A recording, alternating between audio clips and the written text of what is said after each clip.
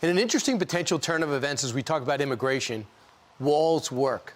DHS Chief Secretary, I should say, Alejandro Mayorkas, is reportedly considering restarting border wall construction in order to fill in gaps made obvious by people with vision who also notice illegals walking through these gaps. Our next guest warns the crisis doesn't stop at the border. It filters into every community in our country. Livingston County, Illinois Sheriff Tony Childress joins us right now. How do you feel this in Illinois, Sheriff?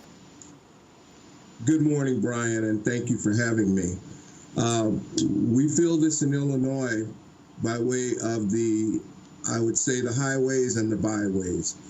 We have Interstate 55 that runs right down the middle of our county for 31 miles. So we're 90 minutes south or 90 miles south of Chicago.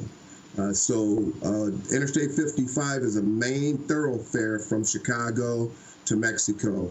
It runs, as you know, from Chicago to Louisiana, and it is a heavily traveled route for drug traffickers and human traffickers. Yeah, I was watching this Dr. Redliner on another channel, and he came out and said, Americans, do the right thing. Every state takes 500 to 1,000 illegal immigrant kids. Really? Are we out of kids that needed to be adopted? Are we out of kids that need help out of foster care? All the foster care homes kids already accounted for? It just makes no sense. Here's what the DHS Secretary Alejandro Mayorkas said. Reportedly spoke to ICE officials last week in a virtual meeting. Says this: the emergency that triggered the devotion of DOD funds to the construction of the border wall has ended, but that leaves room to make decisions in particular areas of the wall that need renovation, particularly projects that need to be finished. Would you like to see him fill the gaps in these walls, put the technology in, and finish off the roads? Absolutely, Brian. Who leaves their doors unlocked at night when they go to sleep or when they leave to go to work? Who leaves their doors unlocked? I don't know anybody that does that.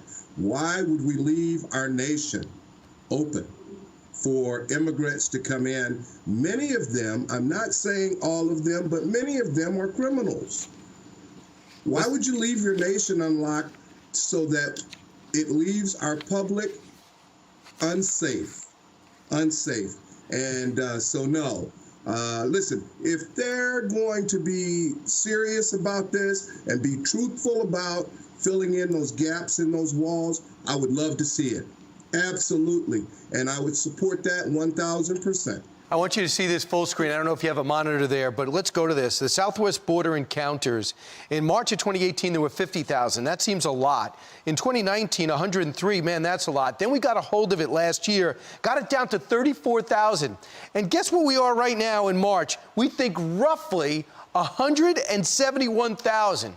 Where are we going to put all these people? They might be great people. We know nothing about it. And, Sheriff, I don't know if you heard, but we're in a pandemic. They're going in, they have inspectors raiding kitchens and restaurants, making sure cooks wear masks so they get huge fines. But it's okay to leave our whole back door open to let other countries come in untested. Some don't even get screened with a court order to appear back to check on their status. Your thought on that?